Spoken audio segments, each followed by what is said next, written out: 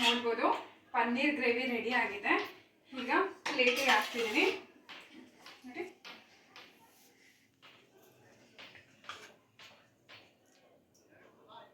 ರುಚಿಯಾಗಿರೋಂಥ paneer gravy ready ಇದೆ. Thickness ನೋಡಿ ಗ್ರೇವಿದು ಎಷ್ಟು ಚೆನ್ನಾಗಿದೆ ಅಂತ ಹೇಳಿ. ಆ ಕಲರ್ ನೋಡಿ. ಹಾಗೆ ಈಗ ರೈಸ್ ಓಪನ್ ಮಾಡ್ತಿದ್ದೇನೆ. ಓಕೆನಾ,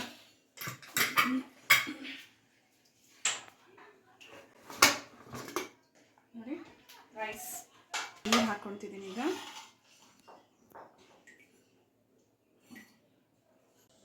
ನಮಸ್ತೆ, TRP ಇಂಡಿಯನ್ ಕಿಚನ್ಗೆ ಸ್ವಾಗತ. ಇವತ್ತು ತುಂಬಾ ಬೇಗ ಆಗುವಂಥ ರೆಸಿಪಿ ವೈಟ್ ಬಟಾಣಿ ರೈಸ್ ಮಾಡ್ತಿದ್ದೀನಿ. ಹಾಗೆ ಪನ್ನೀರ್ ಗ್ರೇವಿ. ಓಕೆನಾ, ಮಾಮೂಲಿ ನಾವು ಅನ್ನ ಮಾಡ್ತೀವಲ್ಲ, ಆ ಅನ್ನ ಮಾಡೋ ಬದಲು ಅದಕ್ಕೊಂದು ಸ್ವಲ್ಪ ಬಟಾಣಿ ಹಾಗೆ ಒಂದಿಷ್ಟು ಮಸಾಲ ಹಾಕೋಣ. ಆಗ ಅದರದ್ದು ಫ್ಲೇವರ್ ಚೆನ್ನಾಗಿರುತ್ತೆ ವೈಟ್ ರೈಸಲ್ಲಿ. ಹಾಗಾಗಿ ನಾನಿವಾಗ ವೈಟ್ ಬಟಾಣಿ ರೈಸು ಹಾಗೆ ಪನ್ನೀರ್ ಮಸಾಲನ ಮಾಡ್ಕೊತಿದ್ದೀನಿ. ನೋಡ್ಬೋದು ಎಣ್ಣೆ ಹಾಕ್ಕೊಂಡಿದ್ದೀನಿ. ಹಾಗೆ 2 ಅನಾನಸ್ ಮೊಗ್ಗು ಹಾಕಿದ್ದೀನಿ. ಹಾಗೆ ಮಾಮೂಲಿ ಪಲಾವ್ಗೆ ಹಾಕೋ ಅಂಥ ಎಲ್ಲ ಪದಾರ್ಥಗಳನ್ನ ಹಾಕ್ಕೊಂಬಿಡೋಣ. ಮಸಾಲ ಐಟಮ್ಸು: ಸ್ಟಾರು, 1 ಏಲಕ್ಕಿ, ಜಾವಿತ್ರಿ, ಹಾಗೆ ಚಕ್ಕೆ. ಓಕೆನಾ, ನೋಡಿ ಹಾಕಾಯಿತು. ತುಂಬ ಈಸಿ ಆಗುತ್ತೆ. ತುಂಬ ಥರ ನಾನು ರೆಸಿಪೀಸ್ನ ಅಪ್ಲೋಡ್ ಮಾಡಿದ್ದೀನಿ. ರೈಸ್ ಐಟಮ್ಸು ಈಸಿಯಾಗಿ ಮಾಡ್ಕೊಳ್ಬೋದಾದಂಥ ರೈಸ್ ಐಟಮ್ಸು. ಅದರಲ್ಲಿ ಇದೊಂದು. ಈಗ ಇದನ್ನು ಟ್ರೈ ಮಾಡಿ, ತುಂಬ ಚೆನ್ನಾಗಿರುತ್ತೆ. ಹಾಗೆ ನೋಡಿ ಮೆಣಸು, ಮೆಣಸು ಕಾಳು. ಓಕೆನಾ, ಇಷ್ಟೇ ಸಾಕು.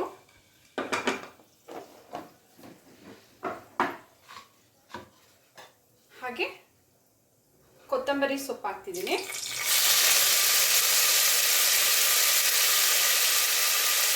ಈರುಳ್ಳಿ,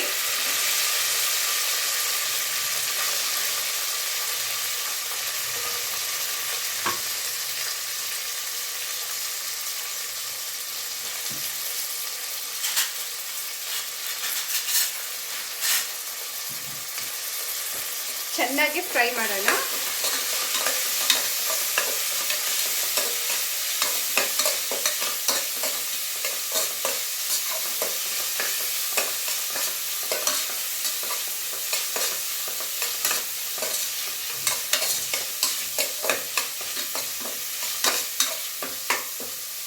ಈ ರೈಸಿಗೆ ಪನ್ನೀರ್ ಗ್ರೇವಿ ಅಥವಾ ಮಶ್ರೂಮ್ ಗ್ರೇವಿ ಎಲ್ಲ ಮಾಡಿದ್ರೆ ತುಂಬಾ ಚೆನ್ನಾಗಿರುತ್ತೆ.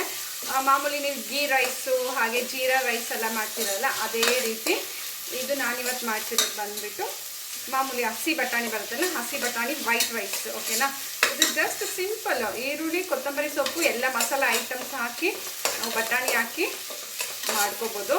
ಘಮ ತುಂಬಾ ಚೆನ್ನಾಗಿರುತ್ತೆ. ರೈಸ್ ಟೇಸ್ಟ್ ಚೆನ್ನಾಗಿರುತ್ತೆ. ಓಕೆನಾ, ಹಾಗೆ ಶುಂಠಿ ಬೆಳ್ಳುಳ್ಳಿ ಪೇಸ್ಟ್ ಹಾಕೊಂಡ್ಬಿಡೋಣ.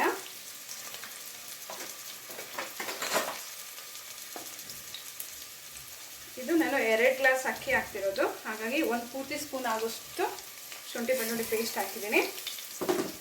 ಈರುಳ್ಳಿ ಮೀಡಿಯಮ್ ಸೈಜು ಇದ್ರೆ ತುಂಬ ಚಿಕ್ಕದಿದ್ರೆ 2 ಅಥವಾ ದೊಡ್ಡದಿದ್ರೆ 1 ಸಾಕು.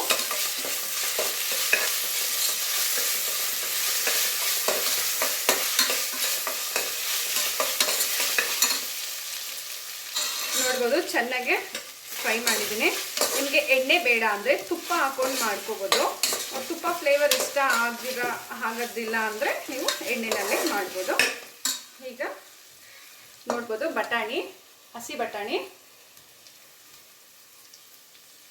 ಹಾಕ್ಬಿಡೋಣ.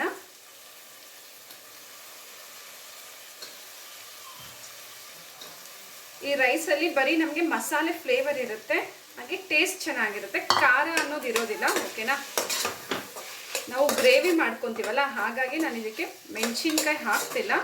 ನಿಮಗೆ ರೈಸೂ ಒಂದು ಸ್ವಲ್ಪ ಖಾರ ಬೇಕು ಅಂದರೆ ನೀವು ಇದಕ್ಕೆ ಖಾರ ಮೆಣಸಿನ್ಕಾಯಿ ಬರುತ್ತಲ್ಲ, ಗ್ರೀನ್ ಚಿಲ್ಲಿ ಹಾಕೋಬೋದು. ನೋಡಿ ಇಷ್ಟು ಮಾಡಿದ್ರೆ ಆಯಿತು. ಈಗ ನಾನು 2 ಗ್ಲಾಸ್ ನೀರು ಹಾಕ್ತಿದ್ದೀನಿ.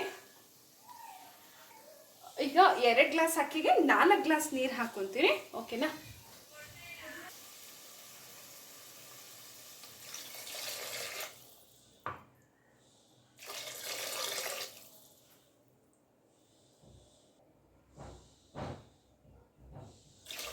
3 4 ಗ್ಲಾಸ್ ನೀರು ಹಾಕಾಯಿತು. ಈಗ ಅಕ್ಕಿ ಚೆನ್ನಾಗಿ ತೊಳೆದಾಯಿತು, ಹಾಕ್ಕೊತಿದ್ದೀನಿ. ಆ್ಯಕ್ಚುಲಿ ಇವತ್ತೂ ವೀಡಿಯೋ ಮಾಡೋಕ್ಕೆ ಯಾರೂ ಫ್ರೀ ಇಲ್ಲ, ನಾನು ಟ್ರೈಪಾಡ್ ಇಟ್ಕೊಂಡು ಮಾಡ್ತಾಯಿದ್ದೀನಿ ವೀಡಿಯೋ, ಹಾಗಾಗಿ ನಾನು ನಿಮಗೆ ಕಾಣಿಸ್ತಿಲ್ಲ. ಓಕೆನಾ? ಸೊ ಅಕ್ಕಿ ಹಾಕ್ಕೊಂಡೆ. ಇವತ್ತು ಸ್ವಲ್ಪ ಎಲ್ಲ ಸಂಡೇ ಆಗಿದೆ, ಸೊ ಇವತ್ತು ನಾನು ಭಾನುವಾರ ಈ ರೆಸಿಪಿ ಮಾಡ್ತಿರೋದು. ಮಧ್ಯಾಹ್ನಕ್ಕೆ ಊಟಕ್ಕೆ ಮಾಡ್ತಿದ್ದೀನಿ. ಎಲ್ಲ ಮನೆ ಕ್ಲೀನಿಂಗ್ ನಡೀತಾ ಇದೆ. ಸೊ ಓಕೆ ಸರಿ, ಅವ್ರಿಗೆ ತೊಂದರೆ ಕೊಡೋದು ಬೇಡ ಅಂತ ಹೇಳಿ ನಾನೇ ಟ್ರೈಪಾಡ್ ಇಟ್ಕೊಂಡು ಮಾಡೋಣ ಅಂತ ಮಾಡ್ತಾ ಇದ್ದೀನಿ.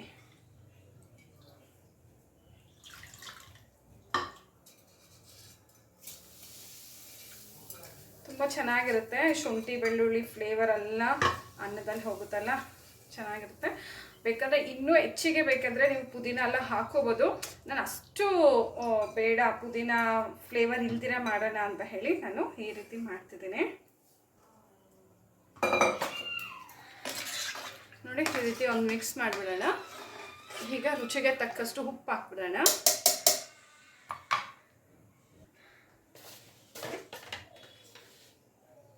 ಉಪ್ಪು ಹಾಕ್ತಿದ್ದೀನಿ.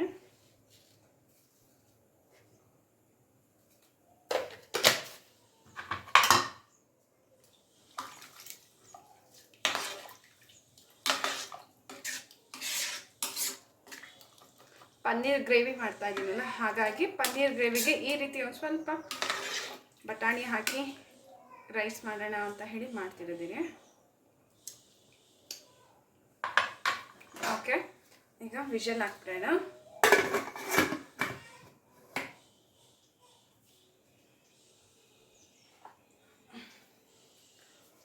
ಕುಕ್ಕರ್ ಮುಚ್ಚಳ ಮುಚ್ಚಾಯಿತು, ವಿಷಲ್ ಹಾಕ್ತಿದ್ದೀನಿ.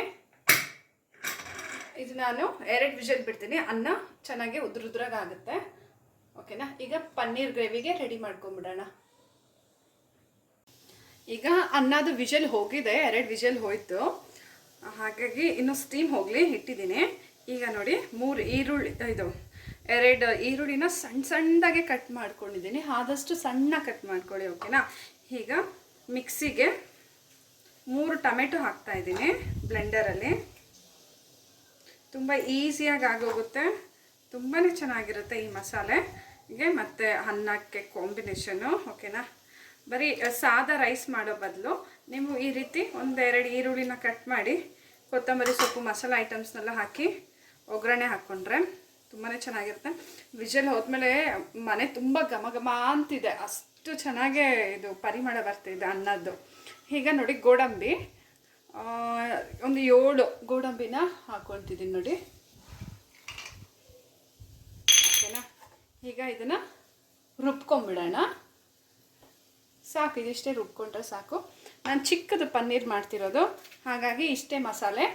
ನೀವು ಎಷ್ಟು ಬೇಕೋ ಅಷ್ಟು ಪನ್ನೀರನ್ನ ನೋಡಿ ಹಾಕ್ಕೊಂಡಾಗ ಮಸಾಲೆನ ಇನ್ನೂ ಜಾಸ್ತಿ ಮಾಡ್ಕೊಳ್ಳಿ. ಓಕೆನಾ? ನೋಡ್ಬೋದು, ಟೊಮೆಟೊ ಹಾಗೆ ಗೋಡಂಬಿನ ಚೆನ್ನಾಗಿ ರುಬ್ಕೊಂಡು ಆಗಿದೆ, ನುಣ್ಣಗೆ ರುಬ್ಕೊಳ್ಳಿ. ಓಕೆನಾ? ಈಗ ಪನ್ನೀರ್ನೇ ಎತ್ಕೊಂಡಿದೆ ನೋಡ್ಬೋದು. ಇದನ್ನು ಕ್ಯೂಬ್ಸ್ ಆಗಿ ಕಟ್ ಮಾಡ್ಕೊಂಬಿಡೋಣ.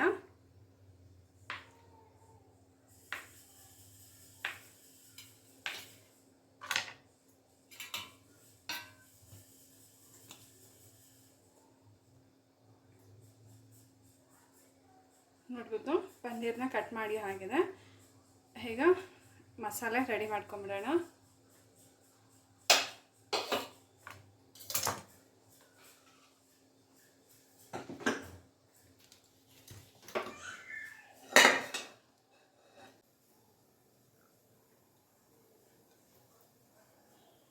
ಸ್ವಲ್ಪ ಎಣ್ಣೆ ಹಾಕಿದ್ದೀನಿ ನೋಡಿ. ಫಸ್ಟು ಪನ್ನೀರ್ನ ಫ್ರೈ ಮಾಡೋಣ.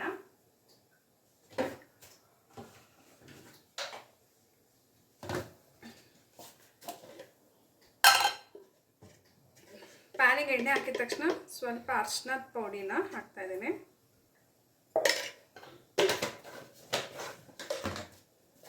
ಹಾಗೆ ಖಾರದ ಪುಡಿ,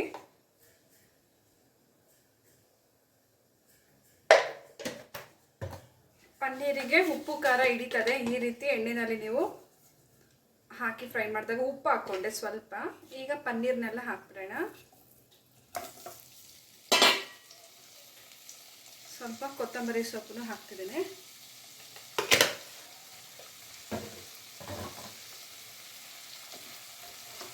ಹಾಕಿದ ತಕ್ಷಣವೇ ಇದು ಮಿಕ್ಸ್ ಮಾಡ್ತಾ ಇರಬಾರ್ದು.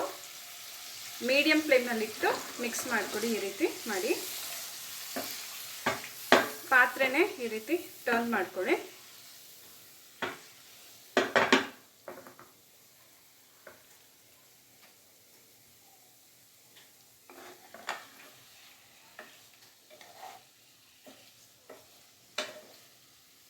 ಒಂದು ಸ್ವಲ್ಪ ಫ್ರೈ ಆಗಲಿ.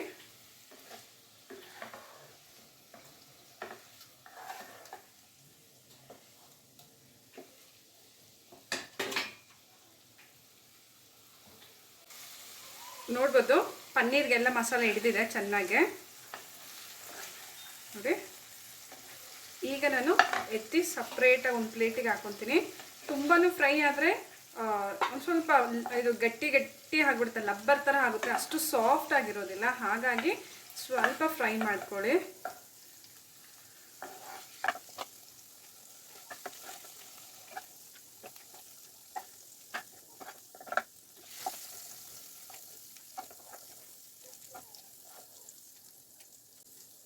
ನೋಡ್ಬೋದು ಪನ್ನೀರೆಲ್ಲ ಪ್ಯಾನಿಂದ ಹೊರಗಡೆ ಬಂದಾಯ್ತು ಈಗ. ಓಕೆ, ಈಗ ನಾವು ಕಟ್ ಮಾಡಿ ಎತ್ತಿಟ್ಕೊಂಡಿರೋ ಅಂಥ ಈರುಳ್ಳಿ ಹಾಕ್ಬಿಡೋಣ. ಜೊತೆಗೆ ಕೊತ್ತಂಬರಿ ಸೊಪ್ಪನ್ನು ಹಾಕ್ಬಿಡೋಣ.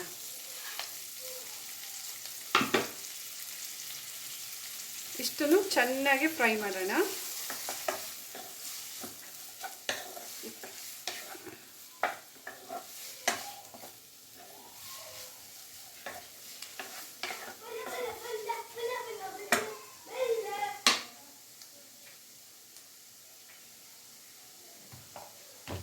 ಇನ್ನೊಂದು ಸ್ವಲ್ಪ ಎಣ್ಣೆ ಹಾಕ್ತಿದ್ದೇನೆ.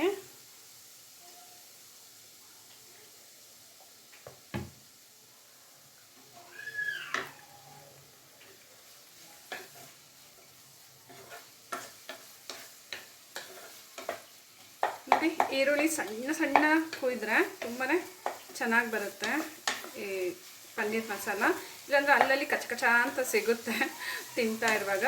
ಈ ರೀತಿ ನೀವು ಕಟ್ ಮಾಡ್ಕೊಂಡಾಗ ಬೇಗನೂ ಸಾಫ್ಟ್ ಆಗಿಬಿಡುತ್ತೆ ಎಣ್ಣೆಯಲ್ಲಿ ನಾವು ಹಾಕಿ ಫ್ರೈ ಮಾಡುವಾಗ. ಹಾಗೆ ಗ್ರೇವಿ ಥಿಕ್ನೆಸ್ಸೂ ಚೆನ್ನಾಗಿ ಕೊಡುತ್ತೆ. ಹಾಗಾಗಿ ಈ ರೀತಿ ಸಣ್ಣ ಸಣ್ಣ ಕಟ್ ಮಾಡ್ಕೊಳ್ಳಿ ಈರುಳ್ಳಿನ.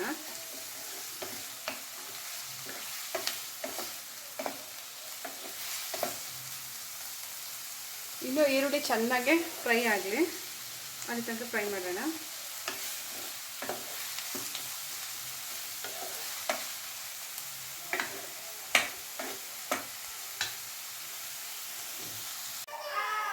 ಈರುಳ್ಳಿ ಚೆನ್ನಾಗಿ ಫ್ರೈ ಆಗಿದೆ ನೋಡಿ.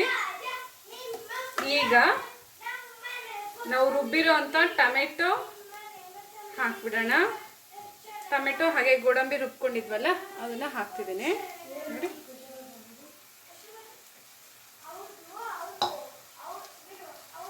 ಚೆನ್ನಾಗೆ ಮಿಕ್ಸ್ ಮಾಡೋಣ.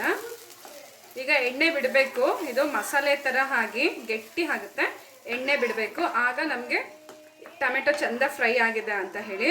ಇಲ್ಲಾಂದರೆ ಹಸಿ ಟೊಮೆಟೊ ಜೊತೆ ನೀವು ಪನ್ನೀರ್ ಹಾಕ್ಬಿಟ್ರೆ ಅಷ್ಟು ಟೇಸ್ಟ್ ಬರಲ್ಲ. ಟೊಮೆಟೊನು ಚೆನ್ನಾಗಿ ಈಗ ಎಣ್ಣೆಯಲ್ಲಿ ಫ್ರೈ ಆದಮೇಲೆ ನಮಗೆ ಗ್ರೇವಿ ಥಿಕ್ನೆಸ್ಸು ಚೆನ್ನಾಗಿ ಬರುತ್ತೆ. ನೀರು ಹಾಕ್ಕೊಂಬಿಡೋಣ. ಸ್ವಲ್ಪ ಹಾಕ್ತಿದ್ದೀನಿ, ಜಾಸ್ತಿ ಹಾಕ್ಬೇಡಿ ನೀರು. ಬೇಕಂದರೆ ಟೊಮೆಟೊ ಎಲ್ಲ ಚೆನ್ನಾಗೆ ಎಣ್ಣೆಯಲ್ಲಿ ಫ್ರೈ ಆದಮೇಲೆ ಬೇಕಿದ್ರೆ ನೀವು ನೀರು ಹಾಕ್ಕೊಡಿ. ಇವಾಗಲೇ ನೀರು ಹಾಕ್ಕೊಂಡ್ರೆ ತುಂಬ ತಿಳಿ ಆಗಿಬಿಡುತ್ತೆ. ಆಗ ಟೊಮೆಟೊ ಚೆನ್ನಾಗಿ ಫ್ರೈ ಆಗೋದಿಲ್ಲ. ಹಾಗಾಗಿ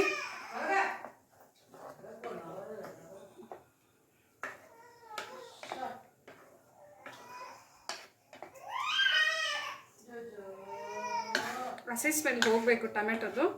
ಅಲ್ಲಿ ತನಕ ಚೆನ್ನಾಗಿ ಇದು ಮೀಡಿಯಮ್ ಫ್ಲೇಮ್ನಲ್ಲಿ ಫ್ರೈ ಆಗಲಿ.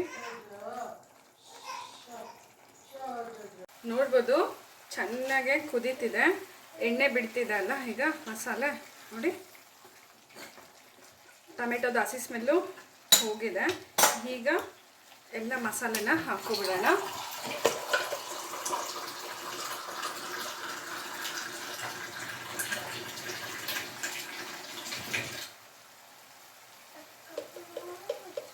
ಒಂದು ಪೂರ್ತಿ ಸ್ಪೂನ್ ಆಗೋಷ್ಟು ಧನಿಯಾ ಪುಡಿ ಹಾಕ್ತಿದ್ದೀನಿ. ಹಾಗೆ ಖಾರಕ್ಕೆ ಎಷ್ಟು ಬೇಕೋ ಅಷ್ಟು ಖಾರದ ಪುಡಿ,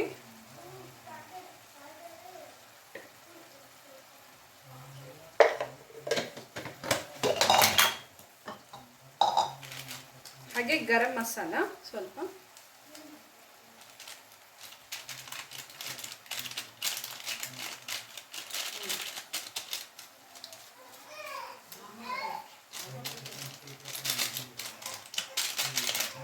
ಸ್ಪೂನ್ ಲೆಕ್ಕದಲ್ಲಿ ಹೇಳೋದಾದರೆ ಮಾಮೂಲಿ ಚಿಕ್ಕ ಸ್ಪೂನಲ್ಲಿ ಒಂದು ಅರ್ಧ ಸ್ಪೂನ್ ಹಾಕೊಳ್ಳಿ ಗರಂ ಮಸಾಲ.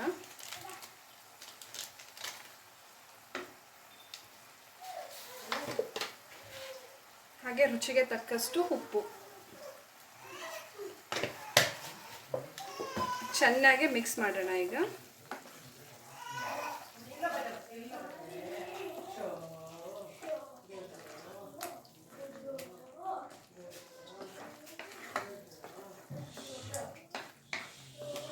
ನೋಡ್ಬೋದು ಚೆನ್ನಾಗಿ ಮಿಕ್ಸ್ ಆಯಿತು.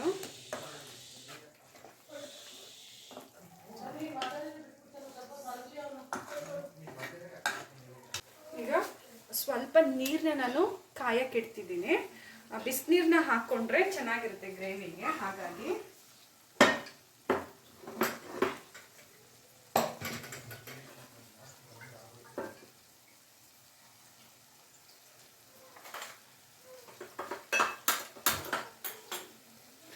ಕುದಿಯೋ ನೀರನ್ನ ನಾವು ಗ್ರೇವಿನಲ್ಲಿ ಹಾಕ್ಕೊಂಡಾಗ ಹಾಗೆ ಬಾಯ್ಲಿಂಗ್ ಇದು ಚೆನ್ನಾಗಿರುತ್ತೆ. ಮಸಾಲೆನೂ ಚೆನ್ನಾಗೆ ಬಾಯ್ಲ್ ಆಗುತ್ತೆ, ಹಸಿ ಸ್ಮೆಲ್ಲು ಬರೋದಿಲ್ಲ.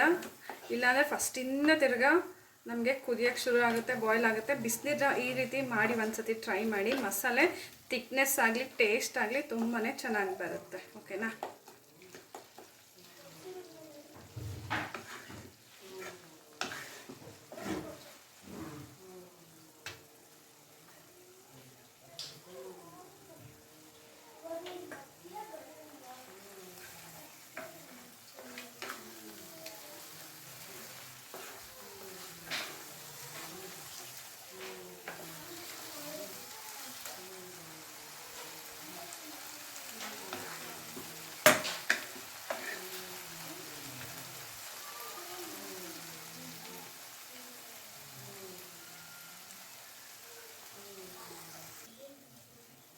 ನೋಡ್ಬೋದು ಇನ್ನು ಮಸಾಲೆ ಇದು ಬಾಯ್ಲ್ ಆಗ್ತಾ ಆಗ್ತಾ ಚೆನ್ನಾಗಿ ಎಣ್ಣೆ ಬಿಡ್ತಿದೆ ಸೈಡಲ್ಲಿ, ಮಿಡಲಲ್ಲಿ ನೋಡಿ.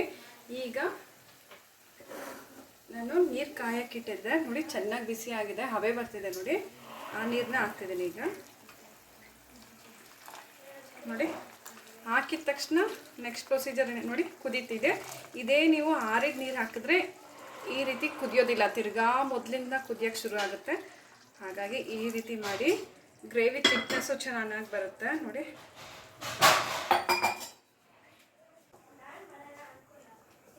ನೋಡ್ಬೋದು ನಿಮಗೆ ಎಷ್ಟು ನೀರು ಬೇಕೋ ಅಷ್ಟು ನೋಡಿ ಹಾಕೊಳ್ಳಿ. ಇನ್ನೂ ಗಟ್ಟಿ ಬೇಕಿದ್ರೆ ನೀರು ಒಂದು ಸ್ವಲ್ಪ ಕಡಿಮೆ ಮಾಡ್ಬೋದು. ತುಂಬ ತೆಳು ಆದರೆ ಚೆನ್ನಾಗಿರೋದಿಲ್ಲ. ಓಕೆನಾ?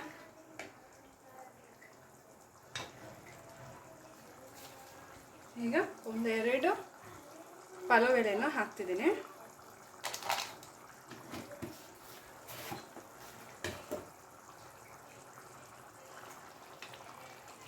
ಫ್ಲೇವರ್ ಬಿಡುತ್ತಲ್ಲ, ಆಗ ಚೆನ್ನಾಗಿರುತ್ತೆ. ಹಾಗಾಗಿ ಈಗ ಹಾಕಿರೋದು ನಾನು ನೀರೆಲ್ಲ ಹಾಕಿದ್ಮೇಲೆ.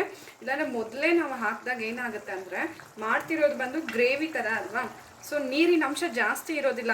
ಹೀಗೀಗ ಹೊಡಿತಾ ಹೊಡಿತಾ ಹೊಡಿತಾ ಸ್ಪೂನಲ್ಲಿ ಹಿಂಗೆ ಮಾಡ್ತಾ ಮಾಡ್ತಾ ಇದು ಬಂದುಬಿಟ್ಟು ಪುಡಿ ಪುಡಿ ಆಗುತ್ತೆ.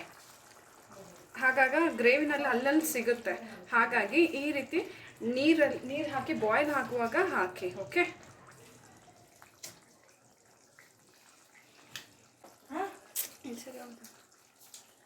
ಈಗ ನಾವು ಫ್ರೈ ಮಾಡಿ ಎತ್ತಿಟ್ಕೊಂಡಿರೋಂಥ ಪನ್ನೀರನ್ನ ಹಾಕ್ತಿದ್ದೀವಿ ನೋಡಿ.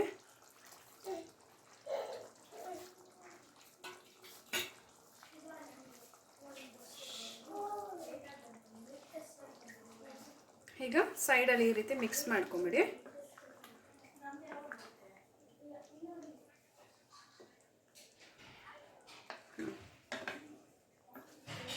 ಸೈಡಲ್ಲಿ ಮಿಕ್ಸ್ ಮಾಡಿ, ಇಲ್ಲಾಂದರೆ ಹೀಗೆ ಮಾಡಿದಾಗ ಪನ್ನೀರೆಲ್ಲ ಒಡೆದೋಗುತ್ತೆ. ಓಕೆ?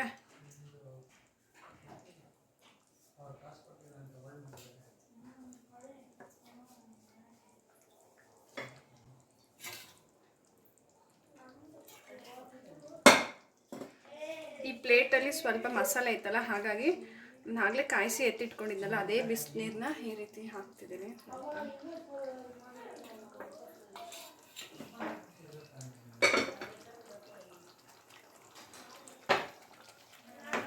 ನೋಡ್ಬೋದು ಸಖತ್ತಾಗಿರುವಂಥ ಪನ್ನೀರ್ ಮಸಾಲ ರೆಡಿ ಆಯಿತು. ಈಗ ಒಂದು 2 ಕುದಿಗೆ ಆಫ್ ಮಾಡಿಬಿಡೋಣ. ನೋಡ್ಬೋದು ಈಗ ಚಿಕ್ಕ ಬಟರ್ ಪೀಸ್ನ ಹಾಕ್ತಿದ್ದೀನಿ. ಇನ್ನೇನು ಇಳಿಸ್ತೀನಿ ಅನ್ನುವಾಗ ಈ ರೀತಿ ಬಟರ್ ಹಾಕ್ಬಿಡಿ. ಟೇಸ್ಟ್ಗೂ ಹಾಗೆ ಆ ಫ್ಲೇವರು, ಬಟರ್ ಸ್ಮೆಲ್ಲು ಗ್ರೇವಿನಲ್ಲಿ ತುಂಬಾ ಚೆನ್ನಾಗಿರುತ್ತೆ. ಹಾಗಾಗಿ ನಾನು ಹಾಕ್ದೆ.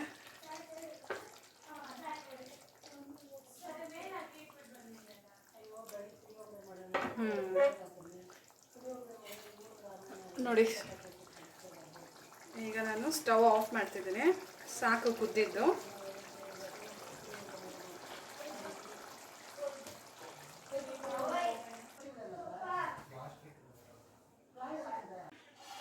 ನೋಡ್ಬೋದು ಪನ್ನೀರ್ ಗ್ರೇವಿ ರೆಡಿ ಆಗಿದೆ. ಈಗ ಪ್ಲೇಟಿಗೆ ಹಾಕ್ತಿದ್ದೀನಿ ನೋಡಿ.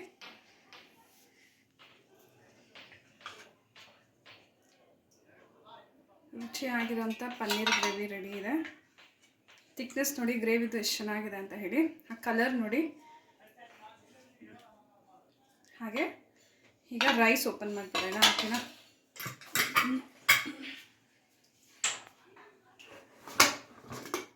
ನೋಡಿ ರೈಸ್ ಸೂಪರ್ ಆಗಿದೆ ಮಾತ್ರ ಘಮ.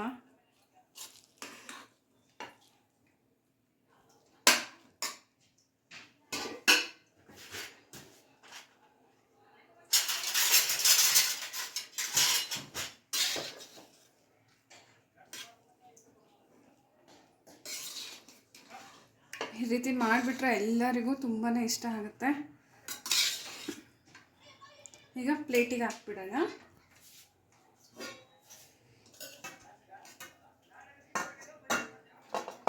ಮಾಮೂಲಿ ಪ್ಲೈನ್ ರೈಸ್ ಮಾಡ್ತೀರಲ್ಲ ಅದ್ರ ಬದಲಿಗೆ ನೀವು ಈ ರೀತಿ ಬಟಾಣಿ ಹಾಕಿ ವೈಟ್ ರೈಸ್ ಮಾಡ್ಕೋಬೋದು. ಸೊ ಸ್ವಲ್ಪ ಮಾಮೂಲಿ ನಾವು ಪಲಾವ್ಗೆಲ್ಲ ಹಾಕೋ ಅಂತ ಮಸಾಲ ಐಟಮ್ಸೇ ಸಾಕು, ರುಚಿ ಚೆನ್ನಾಗಿ ಬರುತ್ತೆ. ನೋಡೋಕ್ಕೆ ಸೇಮ್ ಗೀ ರೈಸ್ ಥರ ಇರುತ್ತೆ ನಿಮಗೆ. ಹಾಗೆ ಗೀ ಬೇಕಿದ್ರೆ ಗೀ ಹಾಕೊಂಡು ಮಾಡ್ಬೋದು. ನಾನು ಎಣ್ಣೆ ಹಾಕ್ಕೊಂಡಿದ್ದೀನಿ ನೋಡಿ. ಪನ್ನೀರ್ ಹಾಕ್ಕೊಳ್ತಿದ್ದೀನಿ ಈಗ.